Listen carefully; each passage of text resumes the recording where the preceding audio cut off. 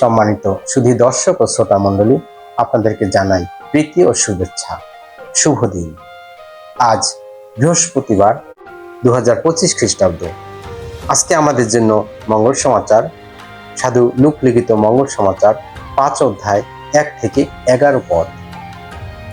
এই সময় পাঠ করছি আমি দীপক পিয়াস হালদার। আজকে পাঠের বিষয়বস্তু, যিশুর আহ্বান শোনা মাত্রই প্রথম শিষ্যেরা তার সঙ্গ নিলেন। একদিন যিশু গেন্নেসারেত হ্রদের ধারে দাঁড়িয়েছিলেন। ভবিষ্যবাণী শোনবার আগ্রহে লোকের ভিড় তখন তার উপর ভেঙে পড়ছিল। এমন সময় তিনি দেখতে পেলেন তীরের কাছেই দুটো নৌকা রয়েছে। জেলেরা তখন নৌকো থেকে নেমে তাদের জাল ধুচ্ছিল। ওই নৌকো দুটির একখানি ছিল সিমনের। সেইটিতে উঠে যিশু সিমনকে তীর থেকে খানিকটা দূরে বেয়ে যেতে বললেন। তারপর নৌকোতে বসে তিনি সেখান থেকেই জনতাকে উপদেশ দিতে লাগলেন। তার কথা শেষ হলে তিনি সিমনকে বললেন, নৌকোটা এবার গভীর জলে নিয়ে যাও আর মাছ ধরবার জন্য জাল ফেলো। সিমন উত্তর দিলেন, গুরু, আমরা সারা রাত খেটেও কিছুই পাইনি, তবে আপনি যখন বলছেন তখন আমি আবার জাল ফেলছি। জাল ফেললেন তারা এবং এত মাছ ধরলেন যে জালটা ছিঁড়ে যাওয়ার উপক্রম হলো।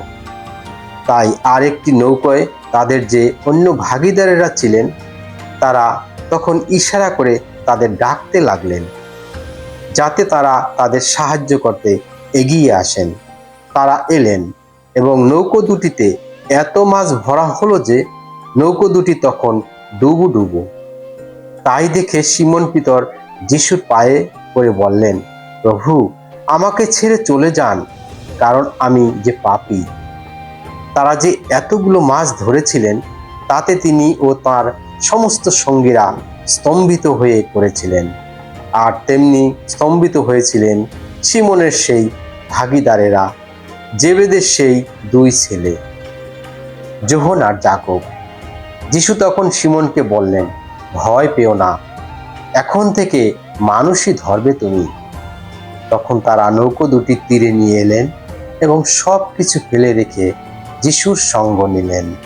খ্রিস্টের বাণী। খ্রিস্টপ্রভু, তোমার প্রশংসা হোক।